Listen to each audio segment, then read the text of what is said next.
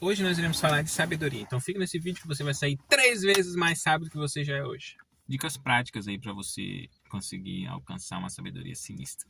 Se você não sabe por que tem que buscar sabedoria e nem deseja sabedoria, esse já é um pensamento de quem não é sábio. Então vamos reprogramar esse negócio aí. A sabedoria ela pode fazer com que você tenha uma vida incrível ou que tenha uma vida horrível se você não tiver ela. Ela é o maior presente do Eterno para você. Se você está estudando sabedoria, você vai encontrar na fonte um livro de um cara que viveu há 3.000 anos atrás, tá? Esse cara, quando ele esteve vivo, ele fez tanta coisa que não tá escrito que ele fez. Ele era tão sábio que as pessoas de toda a região vieram para entender a sabedoria dele. Esse cara escreveu várias coisas que depois compilaram, botaram em um livro. O nome desse cara é G de Dias. E se você ler o que ele escreveu, você vai ficar pelo menos de 3 a 4 vezes mais sábio. Ele fala no seu livro: amigo, guarde os meus conselhos. Tenha-os com você a vida inteira. Fique de ouvidos atentos para a sabedoria. Firme seu coração numa vida de entendimento. O nome desse cara é G de Dias, mais conhecido aqui no Brasil como Salomão. Ele escreveu Provérbios e você encontra o livro dele dentro da Bíblia. Não só Provérbios, como Eclesiastes. Uma coisa muito boa para você fazer. Escute Provérbios. Escute Provérbios como se fosse um audiolivro. E decore ele como se fosse uma música, porque a sua programação mental define as suas ações e os seus pensamentos. Salomão já usa logo de cara que o princípio da sabedoria é o conhecimento de Deus. Tudo começa com o Eterno, ele é a chave de tudo. Todo conhecimento e entendimento vem dele. Só os ignorantes esnobam tal sabedoria. Para começar, o Eterno ele é onipotente, onisciente, onipresente. Então ele está em todo lugar, ele pode tudo e ele sabe de tudo. Se ele está em todo lugar e ele sabe de tudo, então ele conhece o que é sábio e o que é tolo. Ele entende toda a sabedoria. E se o Eterno entende toda a sabedoria, ele iria aplicar essa sabedoria. Porque se ele não aplicar essa sabedoria, ele não seria sábio.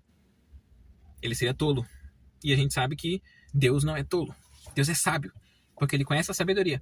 E com certeza ele aplicaria e viveria de forma correta. Então, ele é a chave de tudo e a fonte de toda a sabedoria. Se você só olhar para o que Deus faz e o que Jesus faz, já é um passo de sabedoria sinistro. Se Deus tem toda a sabedoria, a gente tem que olhar para o que ele é. E o que Deus é? Primeiro, santo. Deus é santo. Por que Deus é santo? Por que Deus escolheu ser santo? Ele é Deus. Ele literalmente pode fazer qualquer coisa que ele quiser. Por que ele escolheu se santificar? Ficar longe de qualquer tipo de pecado, por assim dizer. Ele poderia facilmente cometer todos os pecados. Ninguém ia julgar ele. Ele é quem julga as pessoas. Por que ele escolheu ser santo? Porque é aí que está a sabedoria. Como eu falei, se ele é portador da sabedoria, ele vai viver conforme a sabedoria. E é por isso que você entra em Provérbios, você vê o quê? A sabedoria da justiça. A sabedoria da justiça vai dizer que o que é bom e o que é justo é sábio. É isso que a sabedoria da justiça vai dizer. E o que é mal, o que é injusto, é tolice. Se você começar a enganar as pessoas, o que vai acontecer? Primeiro, você não vai ter confiança de ninguém. Segundo, você vai ser um enganador. Terceiro, alguém pode vir lá e te enganar de novo. E quarto, alguém pode ir lá e te matar. Então você vai perder a vida inteira por conta de uma tolice, uma ação tola. Enquanto você tinha todas as possibilidades de praticar o bem, ser justo com aquela pessoa e ganhar a confiança, a amizade, o conhecimento, o reconhecimento e a confiança da pessoa é o que mais importa, tá?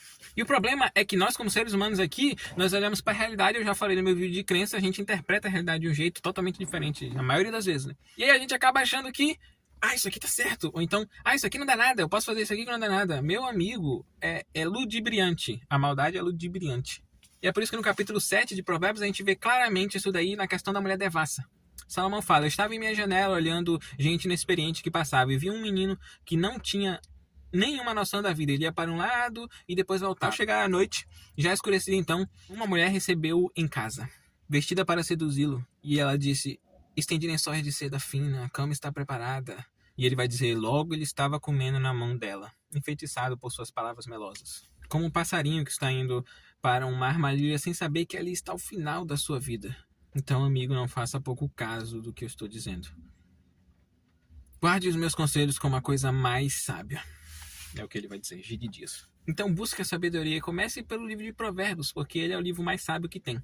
Ali você aprende toda a base da sabedoria. Salomão diz: nada que você possa desejar se compara à sabedoria.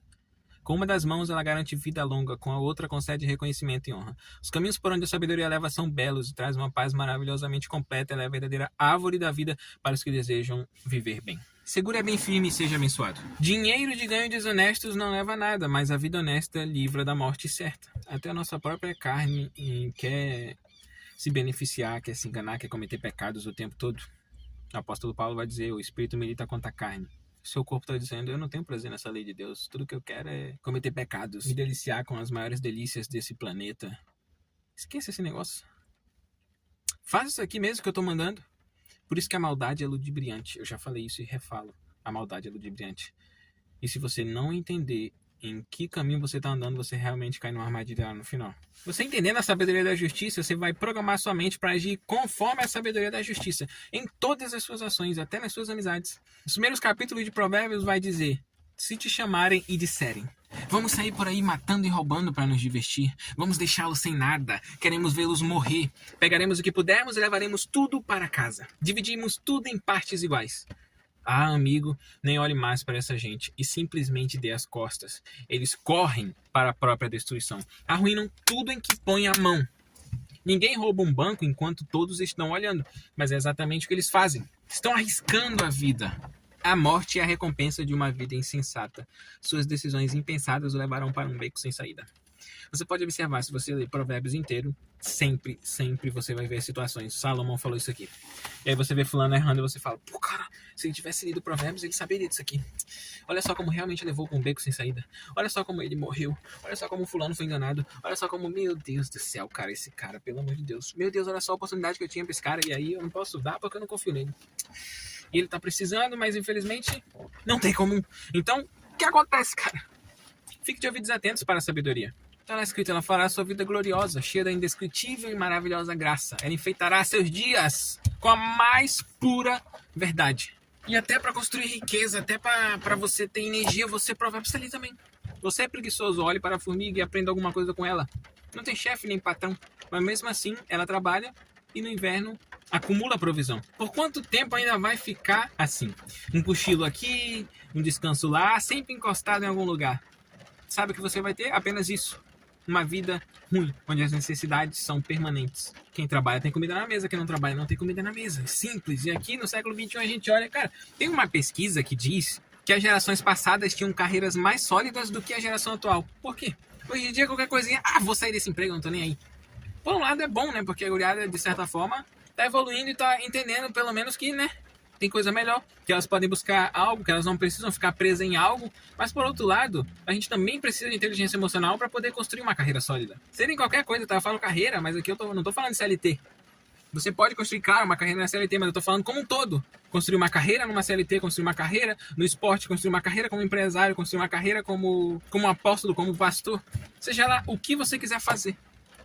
Você vai precisar de inteligência emocional. Ou no primeiro problema você vai sair e desistir. Não. Assista meu vídeo aqui, ó. Como parei de dar desculpas. Não seja relapso. Não procure o caminho do mal. Fique longe de atalhos. Fuja deles a todo custo. Os perversos são impacientes. E aqui é um ponto importante. Olha só o tanto de sabedoria que essa frase tem de Provérbios. Logo de cara ele já fala pra você, cara, pra construir riqueza você precisa ser paciente. Você não pode meter... Claro, tem que meter às vezes a carroça na frente dos bois, mas de uma forma não impaciente, mas de uma forma estratégica, entende? Não ficar com aquela ansiedade de, eu preciso ser... Cara, olha pra guriada que tem resultado, cara. Tem um vídeo muito legal de um cara que falou assim, check me in 10 years. Venha me ver em 10 anos, como é que eu vou estar? Você pode olhar e falar assim, nossa, o cara já leu 1000 livros. Fulano de tal leu 1000 livros, outro leu 1500 livros. Eu botei uma meta de ler 1000 livros. Mas sabia que esse cara que leu 1000 livros, 1500 livros, tu acha que ele tá lendo há quantos anos, meu Deus? Se o cara lê um livro por dia, ele vai terminar em 3 anos. Quem que lê um livro por dia durante 3 anos sem parar? Não existe, cara. Então o resultado, ele é construído, por mais que você do nada tenha uma explosão. Do nada aqui o cara explodiu. Mas você vai ver, cheque ele em 10 anos. Aquela explosão que ele teve inicial não chega nem perto da sombra do que ele vai ter em 10 anos, entende? Então não importa o quanto você está construindo ou o quanto você quer explodir. Se não tiver paciência, se não for diligente na construção de riqueza, não vai acontecer. Se você não olhar e começar a ver os ciclos por ano, também não vai acontecer. Se você olhar assim, não, quero esse mês agora. Não, meu amigo. Quanto que a tua empresa está faturando esse ano? Quanto que a tua empresa vai faturar no que vem? Qual que é a relação de crescimento entre um ano e o outro? Tô tendo 10 de ROI. Pô, cara! Que empresa que tem 10 de ROI? Tô tendo 5 de ROI. Pô, cara! Olha pro teu Rossi. Olha para o crescimento a longo prazo. Você olha e fala, não, meu faturamento cresceu 100% de um ano para o outro. Pô, faturamento cresceu 200% de um ano para o outro. Isso aqui já tá agressivo pra caramba, entende? A não ser que você seja, literalmente, acabou de começar, né?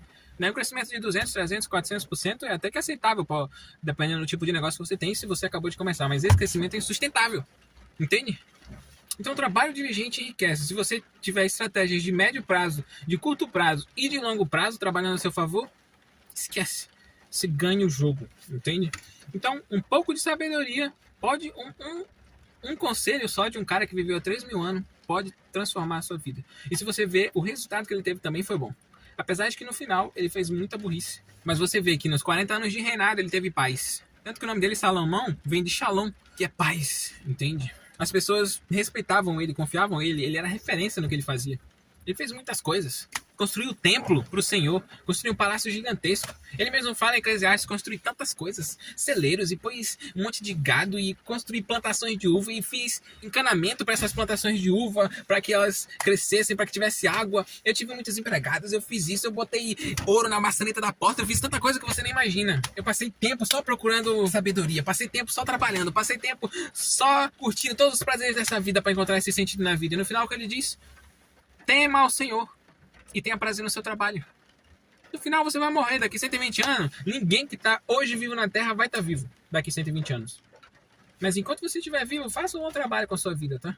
Porque se tiver alguma coisa que nós vamos lembrar daqui, com certeza vai ser a nossa lembrança, a nossa experiência. Até porque no céu nós vamos receber o nosso galardão.